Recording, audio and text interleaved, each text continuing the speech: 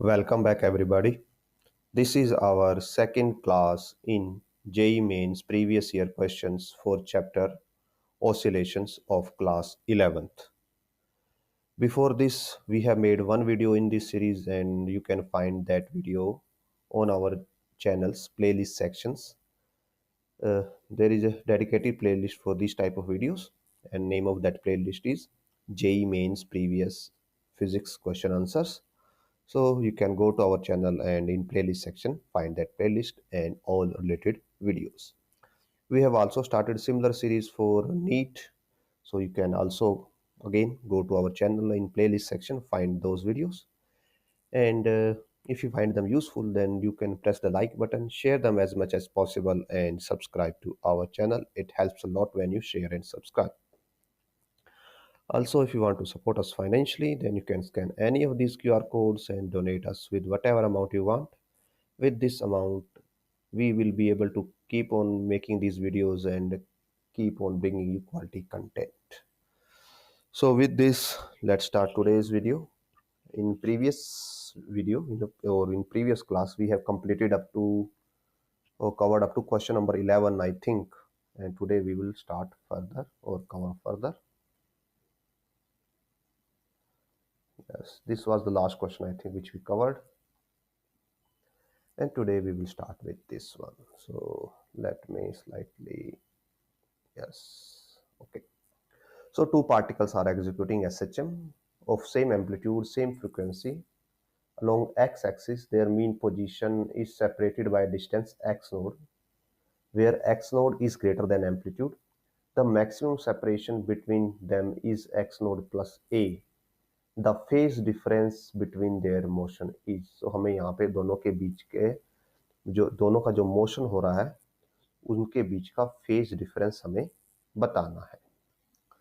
Now because ये already mention है कि उनके बीच का maximum distance can be X node plus A, उनके बीच का मैक्सिमम डिस्टेंस ये हो सकता है, तो हम इसी का यूज करेंगे उनके बीच का फेज डिफरेंस फाइंड आउट करने के लिए। और जो उनकी मीन पोजीशंस है उनके बीच का डिस्टेंस एक्स नोड है। सो इट्स लाइक कि आपका पहला पार्टिकल यहाँ पे है और हम ये सपोज कर लेते हैं कि उसकी ऑसिलेशन कुछ ऐसे है, वो अपनी मीन पोजीशन पे आ जाता है। सेकंड पार्टिकल हमारा यहाँ पे है और उसकी ऑसिलेशन सपोज ऐसे है,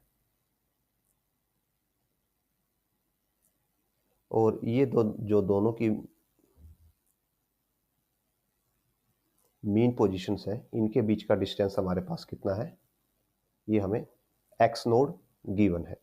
अब हमें ये बताना है कि एट एनी इंस्टेंट जो दो पार्टिकल जब वाइब्रेट कर रहे होंगे, सपोज सम टाइम किसी टाइम पे ये यहाँ पे होगा और उसी सेम टाइम पे सपोज ये यहाँ पे होगा, तो आपको ये बताना है कि इनके बीच का जो इंस्टेंटेनियस डिस्टेंस है जिसको आप x बोल सकते हो, इस x की मैक्सिमम वैल्यू कितनी होगी। सो इस टाइप के क्वेश्चंस को सोल्व करने के लिए हम क्या करते हैं, बिकॉज हमें ये पता है कि ये पहले वाला पार्टिकल इंडिविजुअली SHM कर रहा है और सेकंड पार्टिकल भी इंडिविजुअली SHM पे है, तो हम क्या कर सकते हैं, दोनों का कॉम्बिनेशन ले सकते हैं। बिकॉज अगर एक पार्टिकल सिंपल हार्मोनिक मोशन पे है, दूसरा पार्टिकल सिंपल हार्मोनिक मोशन पे है, तो जो दोनों का आप या तो सम लेंगे या दोनों की सब्ट्रैक्शन लेंगे, वो भी एक सिंपल हार्मोनिक मोशन ही हमें देगा। तो हम यहाँ पे क्या करते हैं, हम दोनों की सब्ट्रैक्शन लेके चलते हैं और फिर उसको हम SHM की तरह डील करेंगे और फिर आगे उससे बढ़ेंगे। सो बेसिक इक्वेशंस लिख लेते हैं।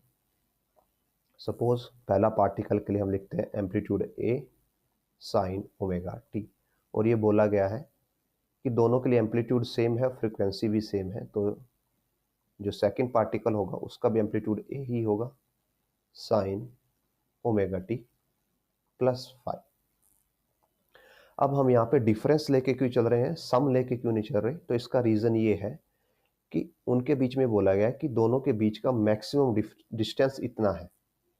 नाउ मैक्सिमम डिस्टेंस यानी कि x की मैक्सिमम वैल्यू कितनी है हमारे पास, x नोड प्लस a है, और हमें ये पता है ऑलरेडी कि इनकी मीन पोजीशंस के बीच का डिस्टेंस x नोड है। तो एट एनी पॉइंट जब ये एक दूसरे के रिस्पेक्ट में ऑसिलेट कर रहे होंगे, ये इनके जो एम्पलीट्यूड्स होंगे, मीन इनकी अपनी रिस्पेक्टिव मीन पोजीशन से जो इनके एम्पलीट्यूड होंगे, उनका डिफरेंस मैक्सिमम कितना हो सकता है, ए के इक्वल हो सकता है। दैट्स वाई, या हम इसको ऐसे लिख सकते हैं that X max minus X naught is equal to A, where X क्या है, एक्स मैक्स क्या है, इनके इंस्टेंटेनियस पोजीशंस के बीच का डिफरेंस, और उसमें से एक्स नोड क्या है, मीन पोजीशन का डिफरेंस। तो अगर हम मीन पोजीशन इंस्टेंटेनियस डिफरेंस में से मीन डिफरेंस को सब्ट्रैक्ट कर दे तो हमारे पास ए बचता है। मीन्स दोनों पार्टिकल्स के एम्पलीट्यूड्स का मैक्सिमम डिफरेंस कितना हो सकता है, ए हो सकता है। दैट्स वाई अब हम यहाँ पे क्या करेंगे, दोनों को सब्ट्रैक्ट करेंगे।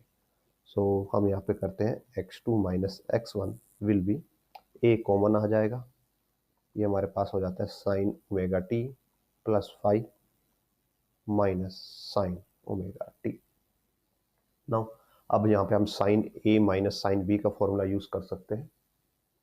Sign A minus sine B हमारे पास होता है 2 cos A plus B into sine a minus b by 2.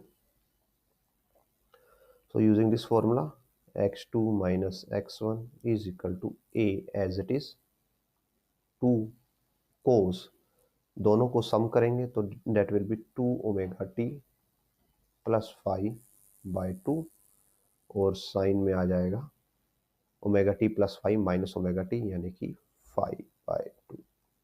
इसको लिखा जा सकता है 2a sine 5 by 2 into cos 2 omega T plus 5 by 2, और यहाँ पे 5 क्या है, हमने फेज डिफरेंस लिया हुआ है दोनों के बीच में, जिसको हमें कैलकुलेट करना है।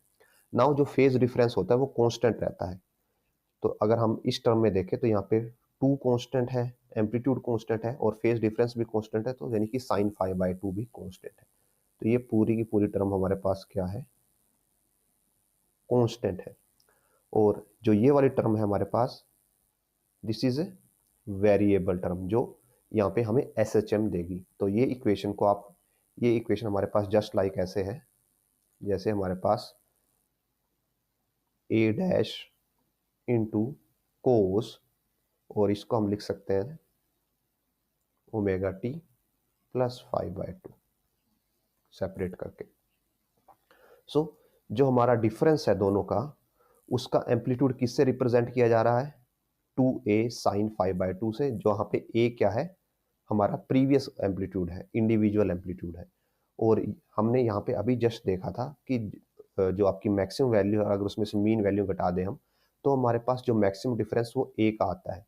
तो ये जो हमारी वैल्यू है, ये हमें मैक्सिमम कितना देना चाहिए, a देना चाहिए। तो अगर हम दोनों को कंपेयर कर दें, a is equal to 2a sine 5 by 2, यहाँ से कैंसिल होके हाफ आ जाता है साइन 5 बाई 2, साइन हाफ होता है हमारे पास 30 डिग्री, और you can say pi by 6 radian is equal to 5 by 2, और यहाँ से 5 की वैल्यू आ जाती है पाई by 3, that is option A.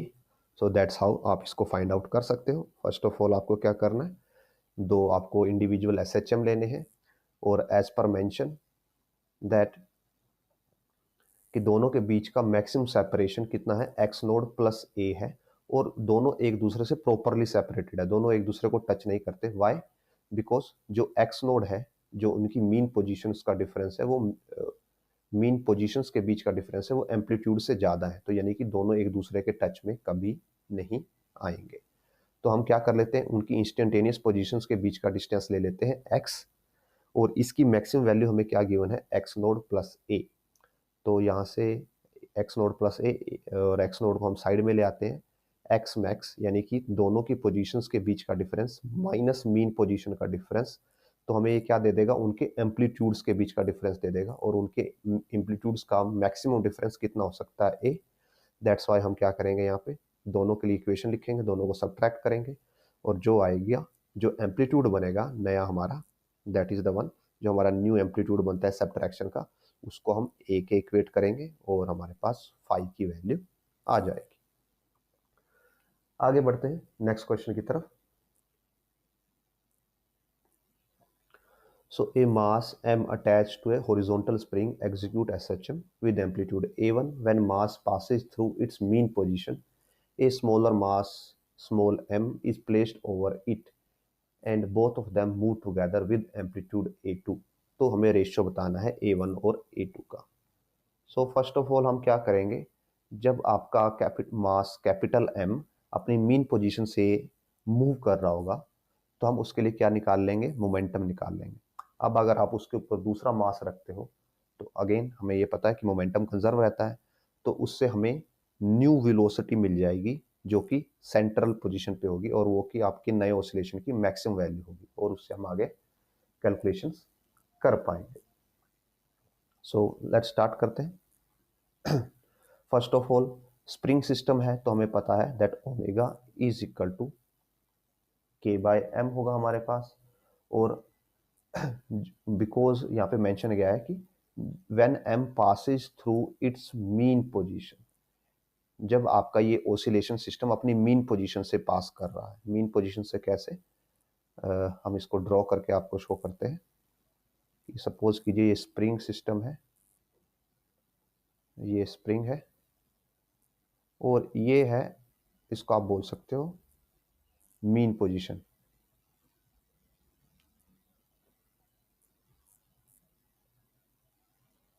अब आपने स्प्रिंग को थोड़ा स्ट्रेच कर दिया और अब मास यहाँ पे है। और जब आप इसको रिलीज करेंगे तो ये एक बार अपनी मीन पोजीशन से पास होगा यहाँ पे,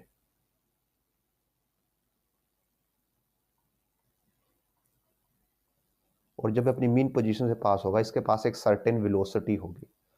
और वो वेलोसिटी आप कैसे वो फाइंड आउट कर सकते हो, एसएचएम में वेलोसिटी होती है omega, where A is amplitude minus X is displacement.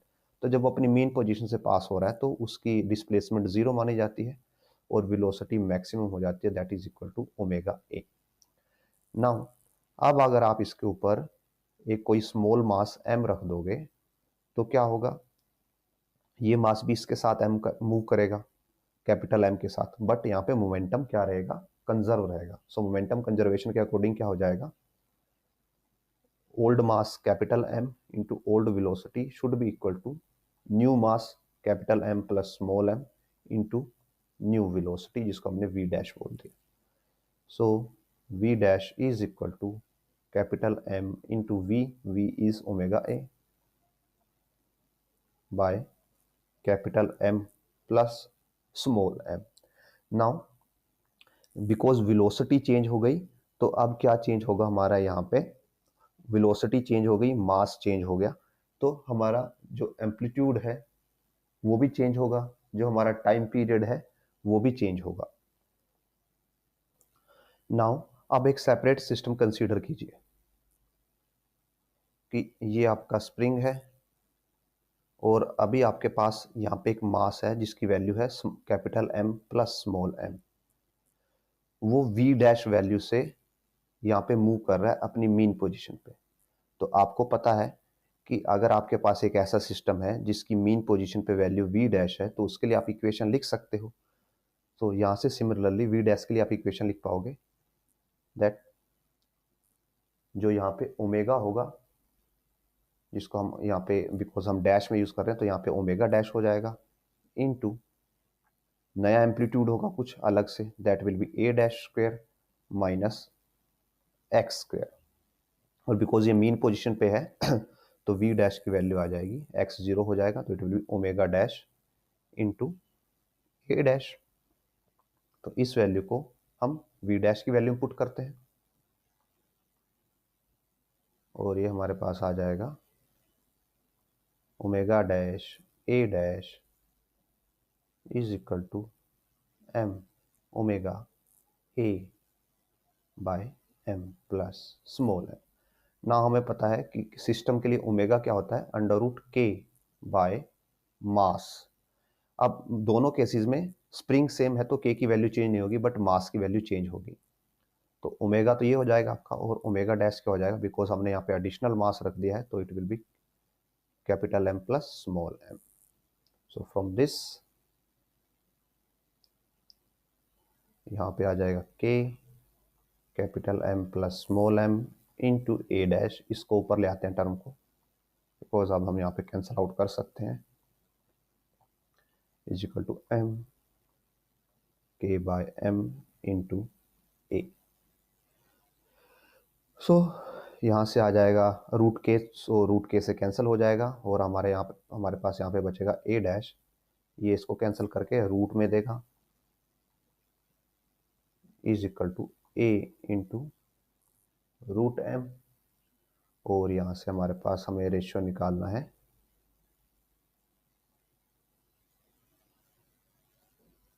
हमें रेशियो फाइंड आउट करना है किसका, a1 बाय a2 का, और a1 इनिशियल एम्पलीट्यूड है यानी कि a, सो हम निकालेंगे a by a dash, so a by dash आ जाएगा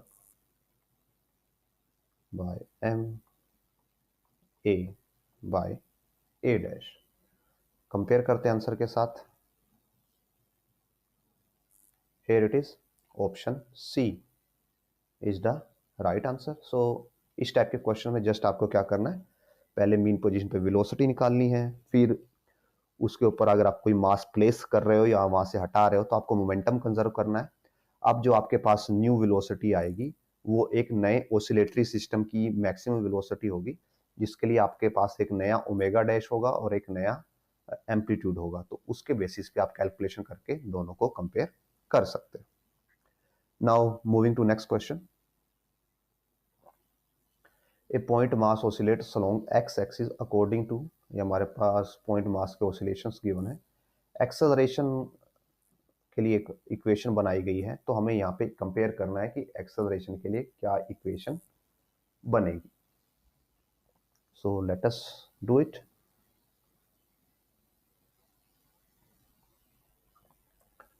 x is given by x node cos of omega t minus pi by 4। अब हमें यहाँ से एक्सेलरेशन बनानी है, तो हम क्या करेंगे, first of all velocity form करेंगे, that is dx by dt, so it will be x node, cos का डेरिवेटिव हमारे पास नेगेटिव साइन होता है, सो माइनस से आ जाएगा साथ में sign omega t pi by 4, और मल्टीप्लाई में आएगा यहाँ पे ओमेगा t का derivative that is omega, so minus x node omega sine omega t minus pi by 4।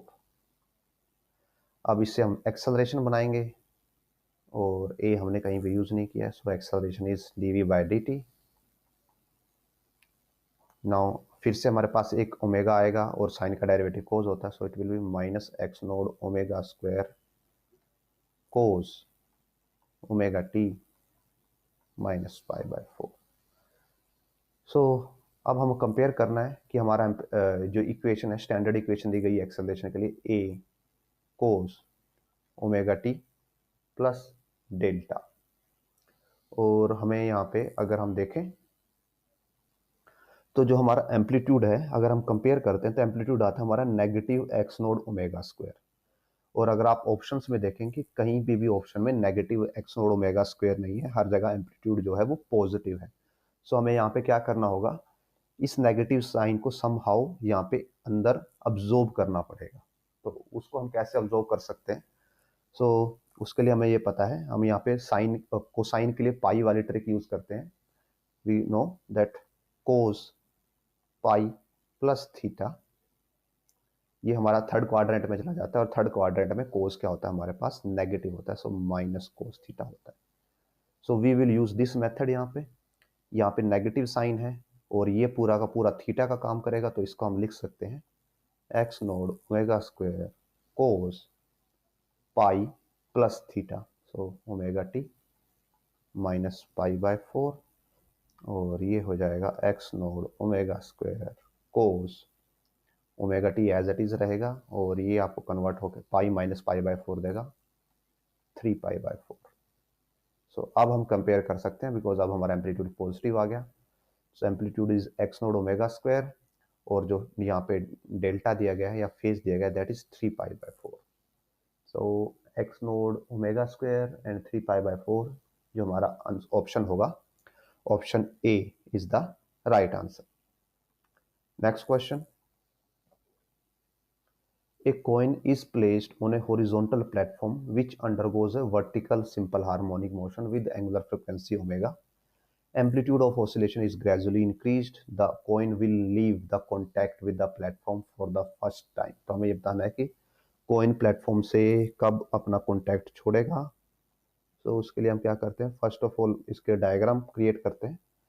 तो सपोज कर लीजिए कि दिस इज स्प्रिंग और ये हमारा हॉरिजॉन्टल है, ये ग्राउंड है जिस पे स्प्रिंग अटैच्ड है, और ये मीन पोजीशन में इसके ऊपर यहाँ पे कॉइन रखा हुआ है. ये मीन पोजीशन है, बैलेंस पोजीशन है. अब यहाँ पे एक टाइम पे आपका जब स्प्रिंग ऑसिलेट कर रहा होगा तो किसी सिनेरियो में ये मीन पोजीशन के नीचे होगा और किसी सिनेरियो में ये मीन पोजीशन के ऊपर होगा. तो these are the two scenarios. Now जब ये मीन पोजीशन से नीचे होगा तो यहाँ पे एक्सेलरेशन है वो अपवर्ड होगा, बिकॉज जो आपका एसएचएम में एक्सेलरेशन होता है वो टुवर्ड्स द सेंटर होता है, और जब वो ऊपर होगा तो एक्सेलरेशन डाउनवर्ड होगा. Now talking prospective with the coin, अगर हम कॉइन के इस रिस्पेक्ट में बात करें तो, और यहाँ पे हम ये समझते हैं कि कॉइन किसी उसके ऊपर रखा है. ये एक हमारा स्प्रिंग से जुड़ा हुआ पेन है जिसके ऊपर कॉइन रखा हुआ है, and this is our coin suppose. So coin के लिए mg नीचे की तरफ एक्ट करेगा, और जब कॉइन इसको टच कर रहा है तो यहाँ पे नॉर्मल रिएक्शन भी होगी और यहाँ पे n होगा नॉर्मल रिएक्शन. एंड जो एसएचएम का एक्सेलरेशन होता है that is given by omega square x. तो ओमेगा स्क्वायर एक्स यहाँ पे कैसे आएगा, डिपेंडिंग अपॉन ओमेगा स्क्वायर आपका या तो अपवर्ड होगा इस डायरेक्शन में, और इस केस में वो डाउनवर्ड होगा. तो वो डिपेंड करेगा कि आपका जो, बिकॉज mg तो कभी चेंज नहीं हो सकता, वो mg फिक्स रहता है, तो आपका जो नॉर्मल रिएक्शन है वो वेरी करेगा. Depending upon the variation of normal reaction आपके पास ओमेगा स्क्वायर एक्स आएगा. सो वी कैन से ये, और ओमेगा स्क्वायर एक्स एक्सेलरेशन होता है. नाउ जब हम ये वाला सिनेरियो लेते हैं जब वो अपनी मीन पोजीशन से ऊपर की तरफ है तो आपका ये एक्सेलरेशन कहाँ पे होगा, डाउनवर्ड होगा. अगर ओमेगा स्क्वायर एक्स डाउनवर्ड है इसका मीनिंग जो mg है वो नॉर्मल रिएक्शन से ज़्यादा होगा. तो इस सिनेरियो में डाउनवर्ड फोर्स विल बी, यहाँ पे हम इसको डाउनवर्ड बना देते हैं और फोर्स हो जाएगा mass into acceleration. So m omega square X is equal to mg minus normal reaction. और जो क्वेश्चन है, क्वेश्चन में पूछा गया है कि the coin will leave the contact with the platform. अगर ये कॉइन इस प्लेटफॉर्म के साथ कॉन्टैक्ट छोड़ देता है तो आपकी नॉर्मल रिएक्शन क्या हो जाएगी, जीरो हो जाएगी. तो उस सिनेरियो में m omega square x is equal to mg हो जाएगा, और simply we can say that omega square is equal to g by x, और हमें एम्पलीट्यूड निकालना है, so x will be g by omega square for the amplitude of option B, for an amplitude of g omega square x.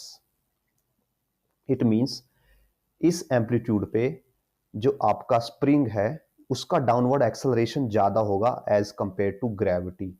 तो आपका spring fastly नीचे की तरफ आ रहा होगा as compare to coin. That's why उनके बीच का कॉन्टैक्ट टूट जाएगा, और ये तभी होगा जब ये अपनी मीन पोजीशन से ऊपर की तरफ होगा. जब ये अपनी मीन पोजीशन से नीचे की तरफ होगा तब ये वाला केस कभी भी राइज नहीं होगा, बिकॉज उस सिनेरियो में जो आपका एक्सेलरेशन है वो अपवर्ड है, तो आपका नॉर्मल रिएक्शन जीरो नहीं होगा. उसमें आपका नॉर्मल रिएक्शन वैल्यू इंक्रीज होता जाएगा मास के रिस्पेक्टिव, मास से भी ज्यादा होता जाएगा. ओके, सो ये ओनली तब पॉसिबल होगा जब आपका ऑब्जेक्ट है वो ऊपर की तरफ है मीन पोजीशन से, एंड उस टाइम पे आपका जो डाउनवर्ड एक्सेलरेशन है वो ग्रेविटी के इक्वल या ग्रेविटी से ज़्यादा होना चाहिए, जो यहाँ पे हम कंपेयर कर पा रहे हैं. दैट ओमेगा स्क्वायर एक्स जो कि एसएचएम का एक्सेलरेशन है वो ग्रेविटी के इक्वल हो जाता है. Now let us move to next question. The maximum velocity of a particle executing SHM with an amplitude of 7 mm is 4.4 metre पर सेकेंड. पीरियड ऑफ ऑसिलेशन हमें ये बताना है और V max दिया गया हमें. सो V max होता है, it is given by A omega, और पीरियड ऑफ ऑसिलेशन बताना है यानी कि हमें टाइम पीरियड बताना है, तो it will be A 2 pi by T.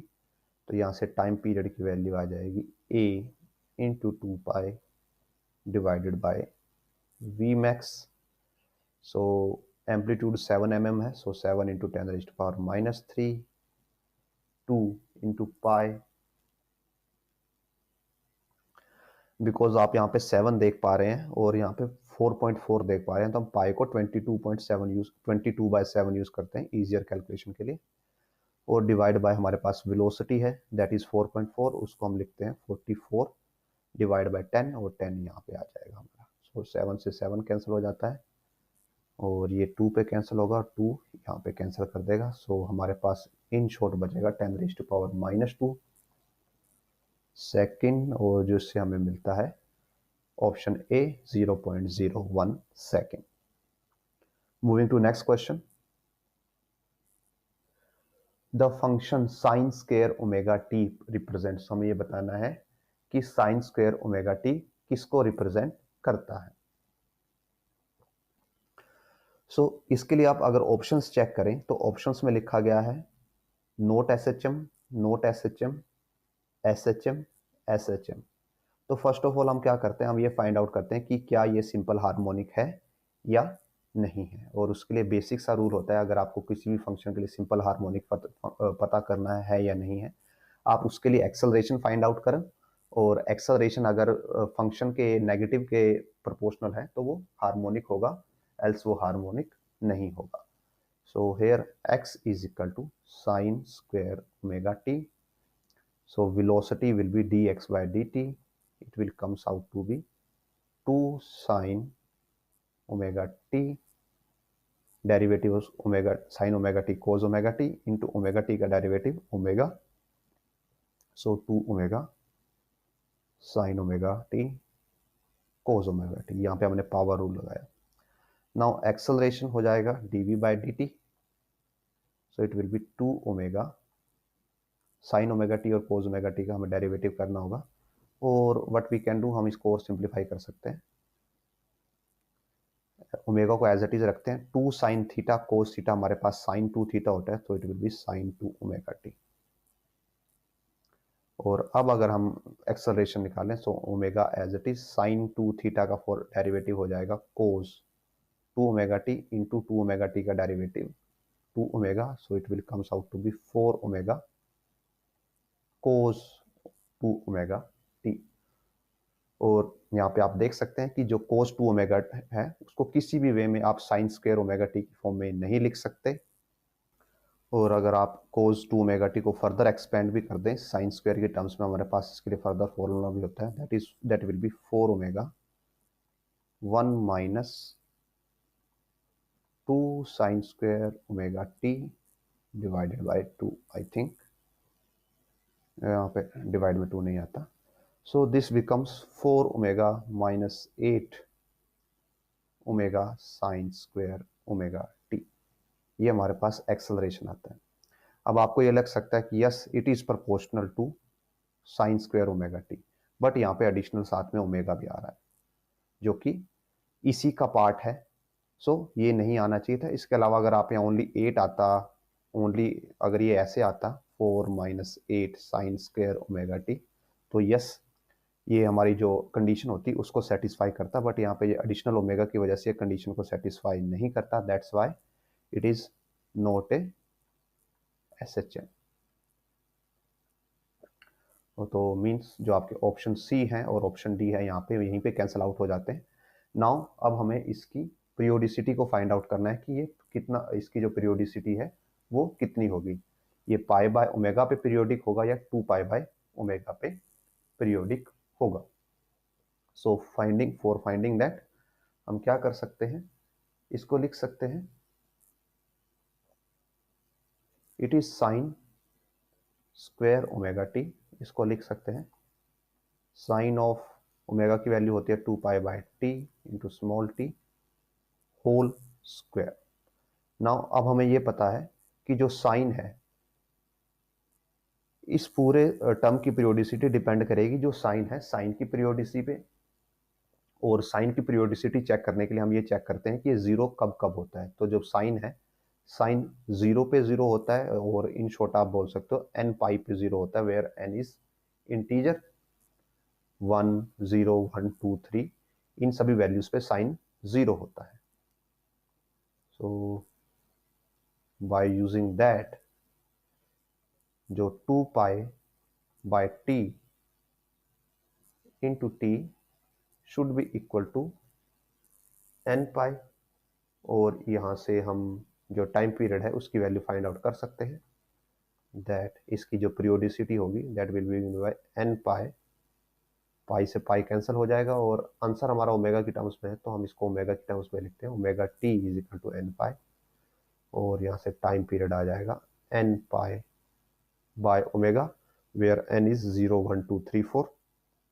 सो जो बेसिक टाइम पीरियड होगा that will be pi by omega. तो पीरियोडिसिटी का मीनिंग हो जाता है कि दो टाइम पीरियड्स के बीच का डिफरेंस। सो अगर यहाँ पे आप t2 माइनस t1 लेंगे, t2 हो जाएगा 2π/ओमेगा और t1 हो जाएगा π/ओमेगा, तो दोनों का डिफरेंस आएगा π/ओमेगा। ये हो गई इसकी periodicity. So periodicity will be π/ओमेगा, और यहाँ से हमारा ऑप्शन मैच करता है, option A. So next question is two simple harmonic motion are represented by equation y1 and y2 हमें given है। Phase difference of the velocity of particle 1 with respect to velocity of the particle 2। तो हमें दोनों की velocities के बीच का phase difference find out करना है।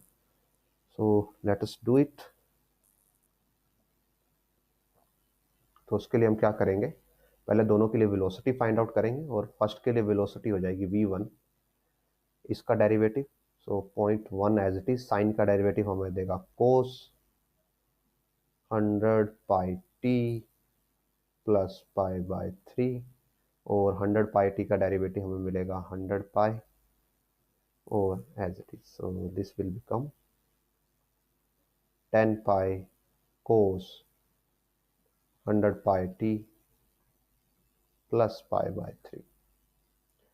v2 की बात करें अगर, तो v2 हमें यहाँ से मिलेगा 0.1 as it is, this is cos πt, sorry cos πt का डेरिवेटिव हमें करना है, it will be minus sine πt,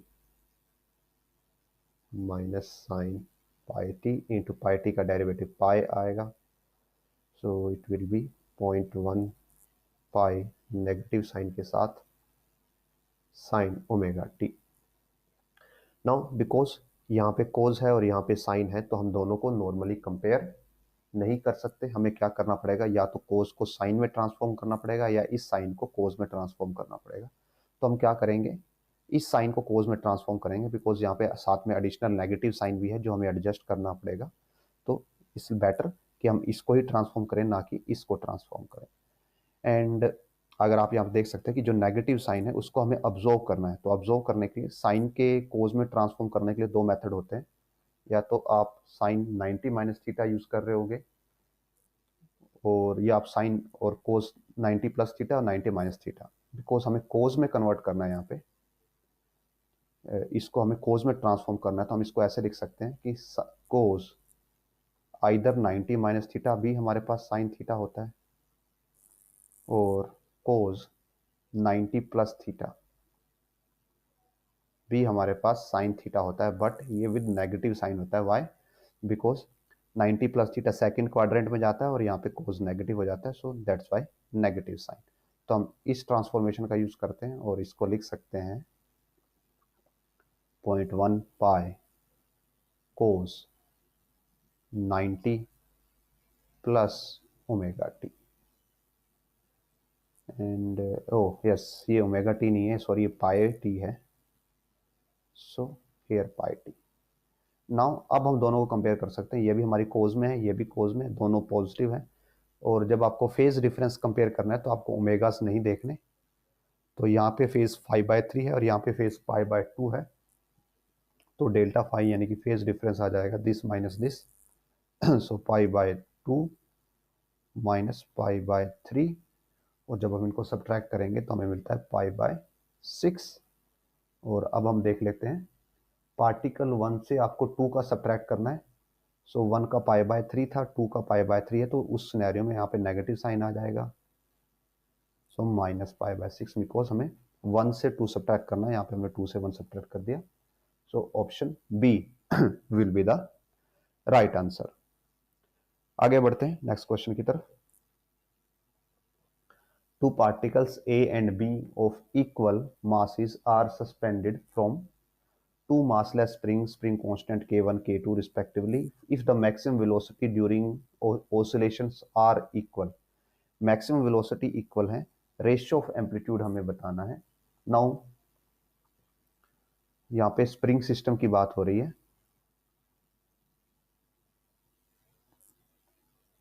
तो स्प्रिंग के लिए जो मैक्सिमम वेलोसिटी होती है V max, it is given by omega times amplitude और एम्पलीट्यूड का ही हमें यहाँ पे रेशियो बताना है। सो वी कैन से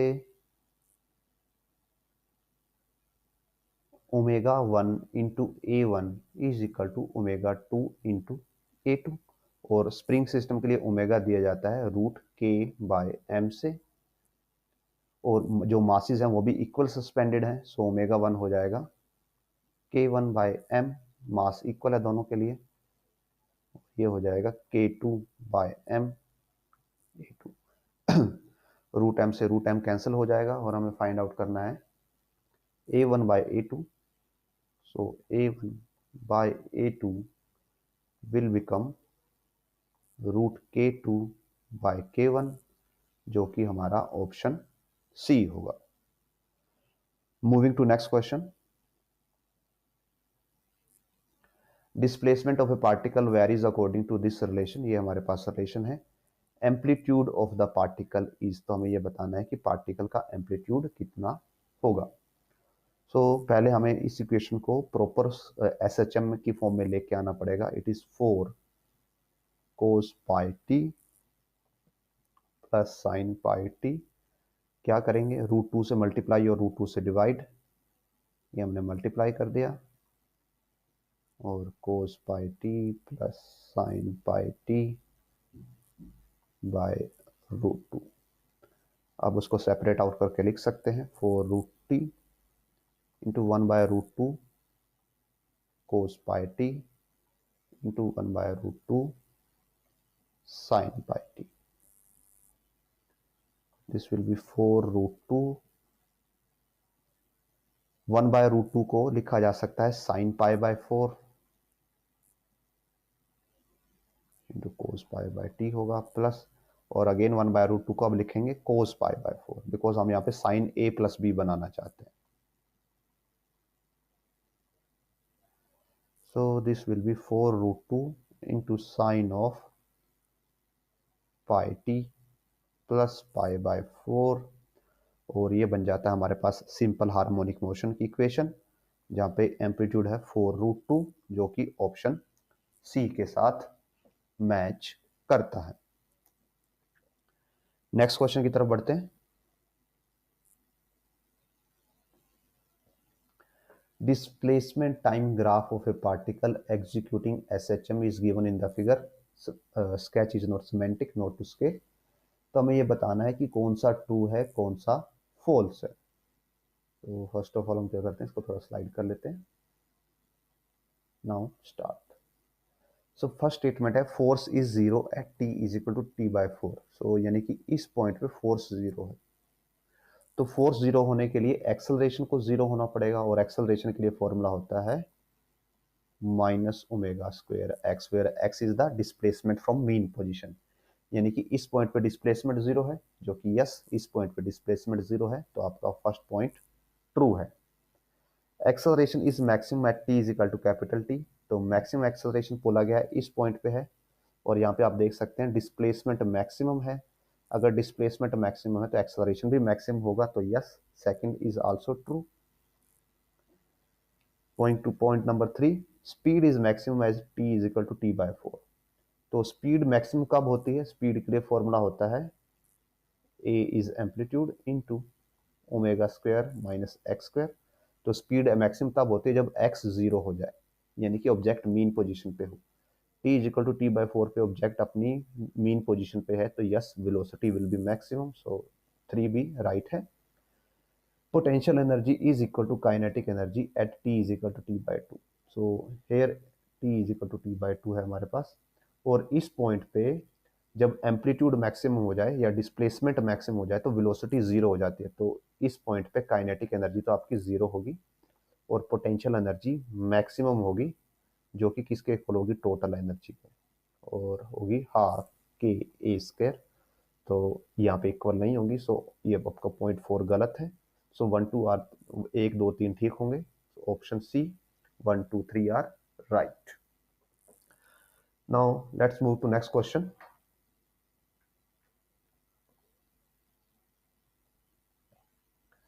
An particle undergoing SHM motion has time dependent given by displacement का इक्वेशन है यहाँ पे। Ratio of kinetic to potential energy of particle at t is equal to 210 second. तो हमें ये बताना है कि इस टाइम पे काइनेटिक और पोटेंशियल एनर्जी का रेशियो कितना होगा। सो फर्स्ट ऑफ ऑल हम क्या करते हैं, इस पार्टिकल के लिए टाइम पीरियड कैलकुलेट करते हैं कि टाइम पीरियड कितना है, उसके बेसिस पे हम कैलकुलेशन कर पाएंगे further. So X T is given by A sine pi T by 90, और हमारे पास बेसिक इक्वेशन होती है that A sine omega T. तो यहाँ से अगर कंपेयर करें तो ओमेगा की वैल्यू आ जाती है हमारे पास पाई बाय 90, और ओमेगा होता है 2 पाई बाय टी। सो पाई से पाई cancel, here goes the t, so t हो जाता है 180 सेकेंड, यानी इसके लिए टाइम पीरियड 180 सेकेंड है। तो हमें पूछा गया है 210 सेकेंड में, तो 210 सेकेंड में से 180 सेकेंड में से क्या कर लिया, 1 कंप्लीट ऑसिलेशन कर ली। उसके बाद ये फिर से अपने प्रोसेस को स्टार्ट करेगा, और कितने टाइम तक करेगा, 210 माइनस 180 यानी कि 30 सेकेंड तक ये फिर से ऑसिलेट करेगा। और 30 सेकेंड्स को अगर टाइम पीरियड की फॉर्म में लिखे हम तो 30 विल बी 180 बाय 30 बाय 180, और ये हो जाएगा 16, यानी कि t/6 टाइम पीरियड की हम बात कर रहे हैं जब हमें काइनेटिक और पोटेंशियल एनर्जी को कंपेयर करना है। Okay, so now start.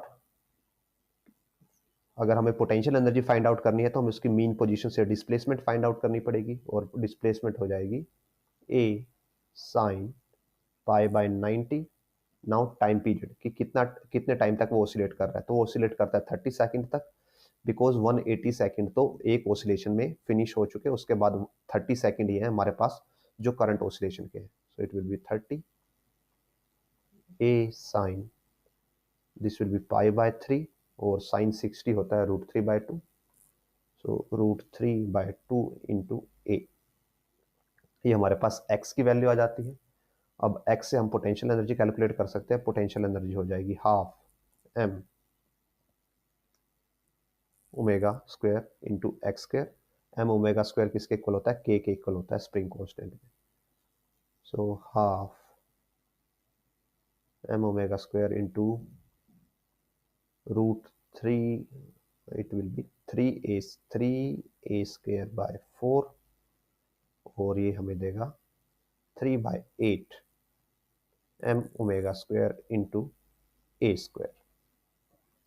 Now coming to the, हम काइनेटिक एनर्जी निकालते हैं। काइनेटिक एनर्जी के लिए फॉर्मूला होता है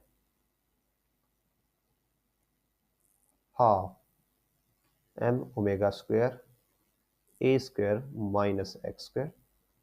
सो this will be half m omega square a square, X square की वैल्यू आएगी -3/4 into A square.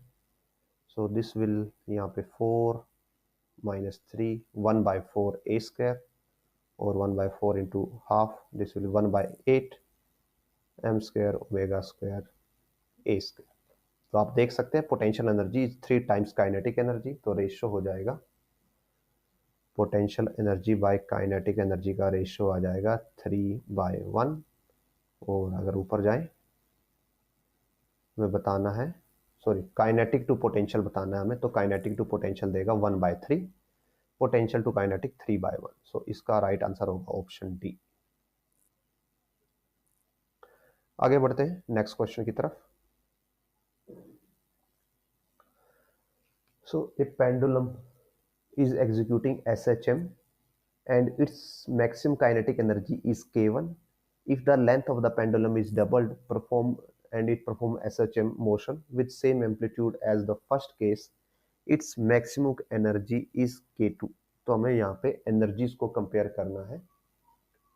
Now pendulum के लिए हमारे पास जो टाइम पीरियड होता है it is given by √2π LG, और यहाँ पे स्प्रिंग वाले एक्सप्रेशंस नहीं लगेंगे, और जो ओमेगा की वैल्यू आती है omega is given bye √G/L।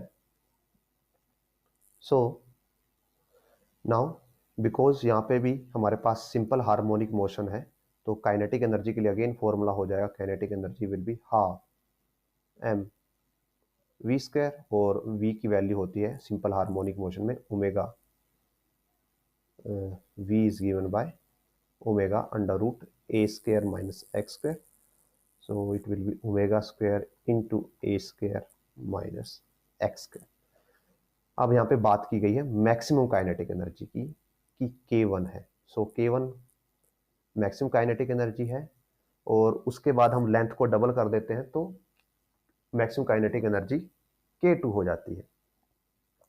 और अगर आप यहाँ पे देखें, अगर आप लेंथ को चेंज करते हो तो ओमेगा भी चेंज हो जाता है। सो K1 will be half m, maximum kinetic energy के केस में x 0 होगा, और यहाँ पे a will be the amplitude of oscillation, and जो एम्पलीट्यूड है, एम्पलीट्यूड के रिगार्डिंग बोला गया कि सेम एम्पलीट्यूड है, तो आपका एम्पलीट्यूड सेम रहता है, बट आपने लेंथ चेंज कर दी पेंडुलम की, तो लेंथ चेंज होने से ओमेगा चेंज हो गया। सो K1 के लिए ओमेगा विल बी ओमेगा1 ओमेगा² ओमेगा1² into a², and K2 will be half m ओमेगा2² इंटू a²। अब हमें ओमेगा1 और ओमेगा2 में रिलेशन फाइंड आउट करना होगा, सो लेट्स डू दैट।